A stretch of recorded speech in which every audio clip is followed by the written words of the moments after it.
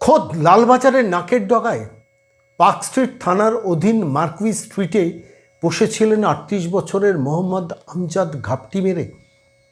কৃতি ভাবুন, লালবাজারের খুব কাছে, পার্ক স্ট্রিটের মার্কুই স্ট্রিট থেকে লালবাজার যেতে কতক্ষণ? গাড়িতে ১০-১৫ মিনিটও লাগে কি?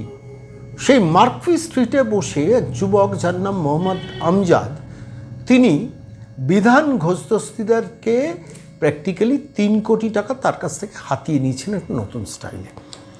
এবং শেষ পর্যন্ত অবশ্য লালবাজারের সাইবার ক্রাইমের গোয়েন্দার শাখার লোকজন বিস্তর কাঠখড় পুড়িয়েছেন ৪ মাস করে শেষ পর্যন্ত মোহাম্মদ আমজাদকে গ্রেফতার করেন ওই মার্কুই স্ট্রিট থেকে।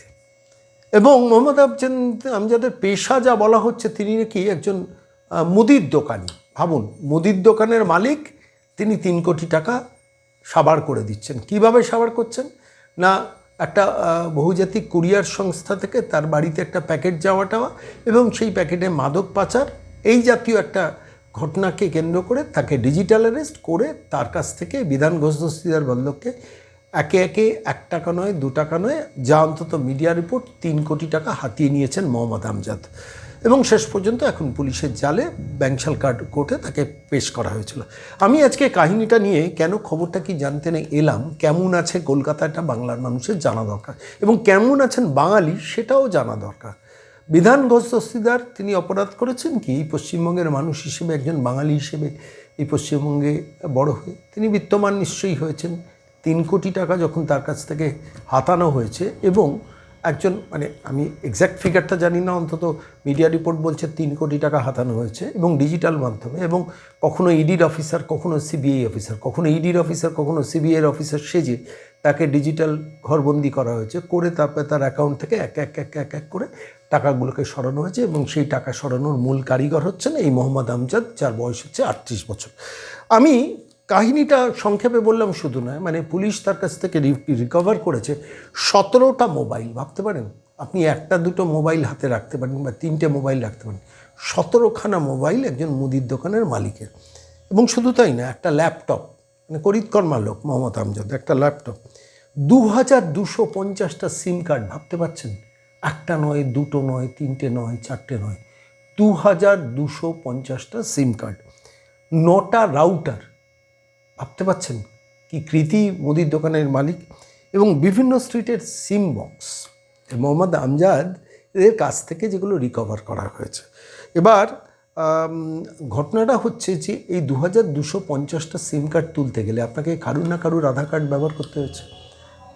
সিম কার্ড তো একটা নির্দিষ্ট নামের স্পেসিফিক ডকুমেন্ট না দিলে আপনি সিম কার্ড তুলতে পারবেন না। তাহলে সেই সিম কার্ডটা তুললো কী করে?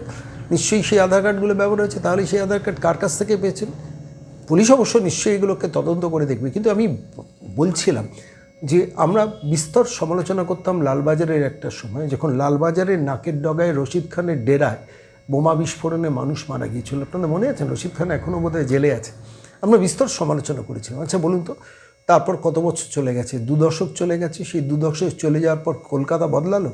সেই কলকাতায় পার্ক স্ট্রিটের থানার অধীন মার্কুই স্ট্রিটে বসে আছেন মোহাম্মদ আমজাদ, এবং তারা কতটা কনফিডেন্সটা ভাবুন। আমি এটা ভাবছি, ২,২৫০টা সিম কার্ড বদলে এই প্রতারণার ছক তৈরি করে ৩ কোটি টাকা হাতিয়ে নিয়েছেন। তাদের ভয় ছিল না পুলিশের? একটা অন্যায় কাজ করলে তো ভয় লাগে যে আমার পুলিশ আছে, প্রশাসন আছে, আমাকে ধরতে পারে। তো এই মোহাম্মদ আমজাদের ভয় ছিল না যে আমি ২,২৫০টা সিম কার্ড ব্যবহার করছি, ১৭টা মোবাইল ব্যবহার করছি, আমি তো একটা সময় ধরা পড়ে যেতে পারি। একবারও কি তার মনে কোনো একটা জায়গায় সংশয়, দ্বিধা, মনে প্রশ্ন আসেনি? আসলে রাষ্ট্রীয় প্রশাসন সম্বন্ধে যে না, মানুষের যদি এটা চলে যায়, ভয়টা চলে যায়, পুলিশ সম্বন্ধে যদি মনে হয় যে আমি পুলিশকে ম্যানেজ করে নেবো, এই মানসিকতা যদি থাকে, আমার উপর যদি রাজনৈতিক নেতাদের ছত্রছায়ার হাত থাকে এবং এই টাকার যদি ভাগ আমি রাজনৈতিক নেতাদের পাঠাই, তাহলে আমার কনফিডেন্সটা বাড়বে। সেটাই তো স্বাভাবিক। এক্ষেত্রে দাঁড়িয়ে মোহাম্মদ আমজাদ কার কাছ থেকে কনফিডেন্স পেয়েছিলেন? তিনি কি কারুর ছাতার তলায় ছিলেন? পুলিশ তদন্ত করুক, সেটা অন্য ব্যাপার, কিন্তু পুলিশকে ভয় না পাওয়া। আচ্ছা, এই 4 মাস ধরে এই অভিযোগ পাওয়ার পর গত অক্টোবর মাসে ঘটনাটা ঘটেছে। অক্টোবর, নভেম্বর, ডিসেম্বর, জানুয়ারি, ফেব্রুয়ারি, মানে আমি বলছি 4 মাস ধরে তদন্ত করার জন্য পুলিশের তো রিসোর্স লেগেছে, তার তো এনার্জি খরচা হয়েছে, তার তো টাকা খরচা হয়েছে, তার তো লজিস্টিক্যাল অ্যাপারেটাস তৈরি খরচা করতে হচ্ছে, একাধিক অফিসারকে ডিপ্লয়েড রাখতে হচ্ছে। এই টাকা এই খরচটা হতো না। এই খরচটা কার? আমার আপনার ট্যাক্সের টাকা। যে পুলিশ সেটা নিয়ে পরিশ্রম দিচ্ছেন, সেই পুলিশের মাইনেটা দিচ্ছে আমি, আপনি ট্যাক্সের টাকা দিচ্ছি। তাহলে আমার প্রশ্নটা এখানেই, সেটা হচ্ছে যে আমি ইনভেস্টিং ফর সামথিং, যেটা পুলিশ অপরাধী ধরেছে, ঠিক কাজ করেছে এটা বলেও বলছি। পুলিশকে এই অপরাধী ধরার জন্য এই সময়টা ব্যয় করতে হতো না, এই ধরনের অভিযুক্তকে ধরার জন্য, মোহাম্মদ আমজাদকে ধরার জন্য সময় ব্যয় করতে হতো না, যদি একটা সঠিক রাষ্ট্রযন্ত্র পশ্চিমবঙ্গে চলতো। ওই নবান্নের 14 তলায় ওই মহিলা বসে না থাকলে, একটা প্রশাসনিক বাতাবরণ যদি বাংলার মাটিতে থাকতো, তাহলে ভালো করে ভেবে দেখুন, আমি যে প্রশ্নটা আপনাদের কাছে করছি, তাহলে কি মোহাম্মদ আমজাদের এই শক্তি বৃদ্ধিটা হতো? 2250টা সিম কার্ড সংগ্রহ করা, 17টা মোবাইল কিনে নেওয়া এবং 3 কোটি টাকা হাতিয়ে নেওয়া এবং একজন মুদির দোকানের মালিকের বেশে থাকা, এবং দ্যাট টু লালবাজারের নাকের ডগায়। আমাকে এই প্রশ্নগুলো ভাবায়, এই প্রশ্নগুলো তথাকথিত তেল দেওয়া এবিপি আনন্দের বা এবিপি আনন্দবাজার গোষ্ঠীর সংবাদ মাধ্যমকে ভাবায় না। অন্যান্য সংবাদ মাধ্যমের কথা ছেড়ে দিলাম, সে তো নবান্ন ভোজি, নবান্নর ওপর জীবিকা নির্ভর তাদের। কিন্তু প্রশ্ন মেন স্ট্রিম মিডিয়া এগুলো ভাবে না কেন, এগুলো নিয়ে প্রশ্ন করে না কেন? মোহাম্মদ আমজাদের শক্তিবৃদ্ধি হয় কিসের বলে, কোথা থেকে? এবং মনে রাখবেন, মমতা বন্দ্যোপাধ্যায় সরকারি প্রশাসনে থাকলে মোহাম্মদ আমজাদের সংখ্যা কিন্তু আরও বাড়বে, আরও প্রতারক বাড়বে। এখন যদিও ডিজিটাল সেল, সাইবার সেল করে সুপ্রতিম সরকার, কলকাতার নবনিযুক্ত পুলিশ কমিশনার, যিনি আবার ওই পাপ্পুকে ধরতে একটু লজ্জিত বোধ করেন, ফলত তাঁরা অনেক কিছু শো বিজনেস করবেন, অনেক টাকা ইনভেস্ট করবেন, আমার আপনার ট্যাক্সের টাকা যেটা সরকারকে ট্যাক্স দেয় সেই টাকা ইনভেস্ট করে এইসব কাজ করাবেন। কিন্তু প্রতারকরা সরকারকে ভয় পাবে, পুলিশকে ভয় পাবে, এইটুকু বেসিক স্ট্রাকচার গড়ে তোলা যায় না পশ্চিমবঙ্গে? আমাকে এইটা বারবার করে ভাবায়। আমি পুলিশকে ভয় পাবো, আমি অপরাধ করলে ভয় পাবো, অপরাধ প্রবণতা যদি চলে যায় না।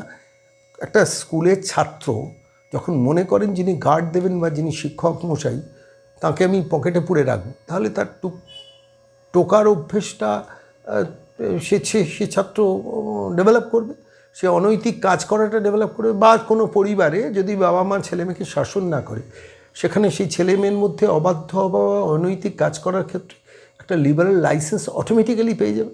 ঠিক একইভাবে পুলিশ প্রশাসন সম্বন্ধে অপরাধীদের যদি ভয় না থাকে, তাহলে মোহাম্মদ আমজাদের সংখ্যাটা বাড়বে এবং ক্রমাগত বাড়বে, এবং মমতা বন্দ্যোপাধ্যায়ের প্রশাসন বা তৃণমূল নামক এই বস্তুটি প্রশাসনে বসে থাকলে পুলিশের খাটনি বাড়বে।